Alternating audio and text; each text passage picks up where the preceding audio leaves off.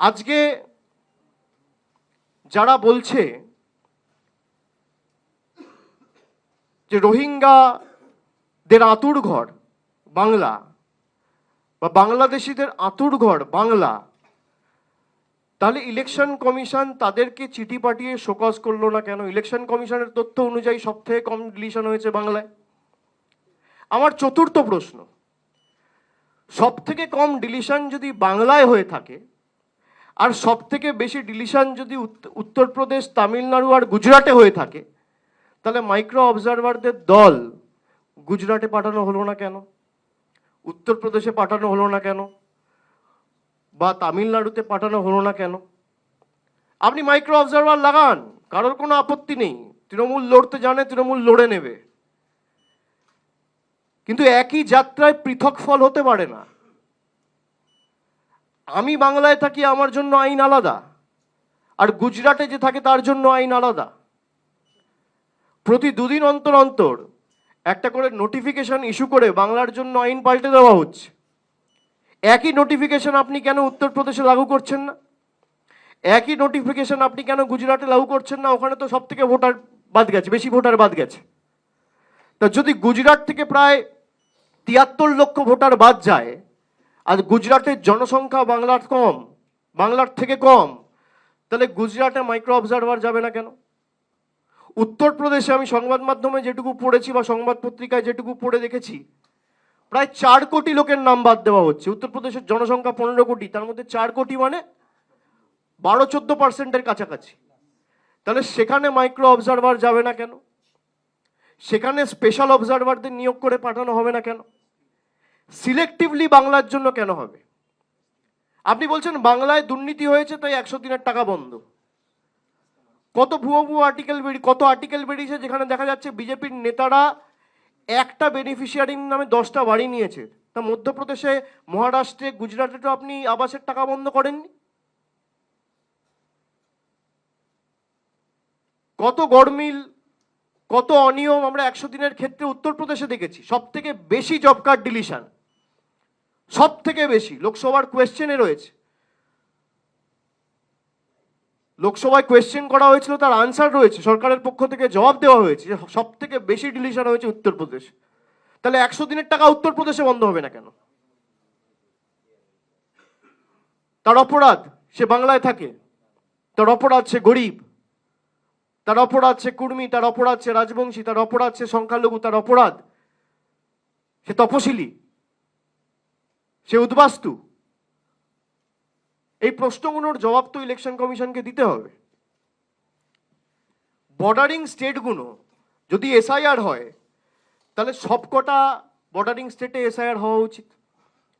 আমার পরের প্রশ্ন ইলেকশন কমিশনের কাছে, যখন এসআইআর ঘোষণা হলো তখন বলে দেওয়া হলো যে বাংলায় 55%, 45% না 50% ম্যাপিং পাওয়া যাচ্ছে, আর বাকি ম্যাপিং পাওয়া যাচ্ছে না।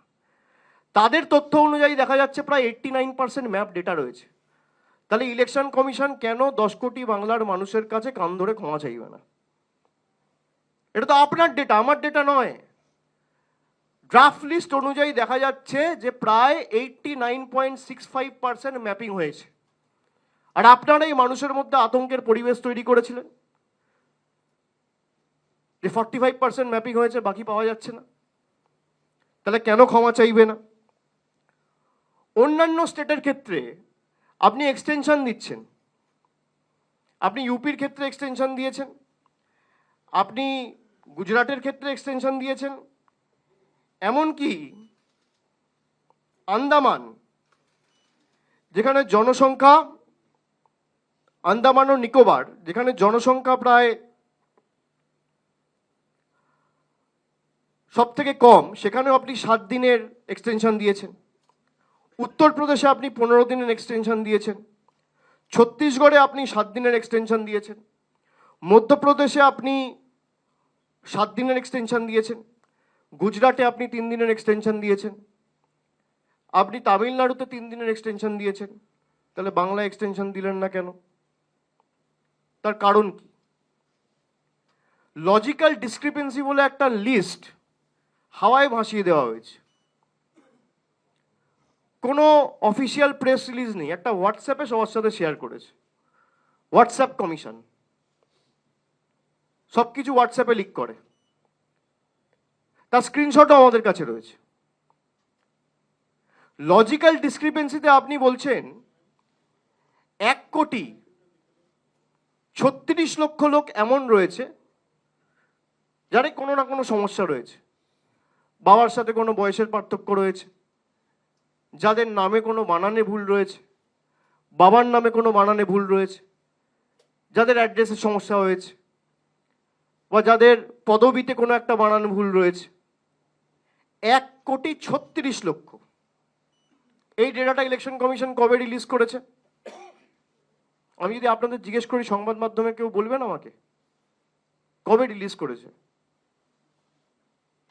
ধরুন 16 তারিখ ড্রাফট ইলেকটোরাল রোল পাবলিশ হয়েছে, এই ডেটাটা ইলেকশন কমিশন কবে রিলিজ করেছে? আমি জানি না, তাই আপনাদের জিজ্ঞেস করছি। September on the 16th। আপনি এটা দেখুন, look at the competency of election commission. 16 তারিখ ড্রাফট রোল রিলিজ হয়েছে, আর 16 তারিখে election commission draft roll assess করে সঙ্গে সঙ্গে বলে দিল যে 1,36,00,000 লজিক্যাল ডিসক্রিপেন্সি রয়েছে। আমি জানতে চাই ইলেকশন কমিশনের কাছে কি জাদুকাঠি রয়েছে। এবিপি আনন্দ, এগিয়ে থাকে, এগিয়ে রাখে।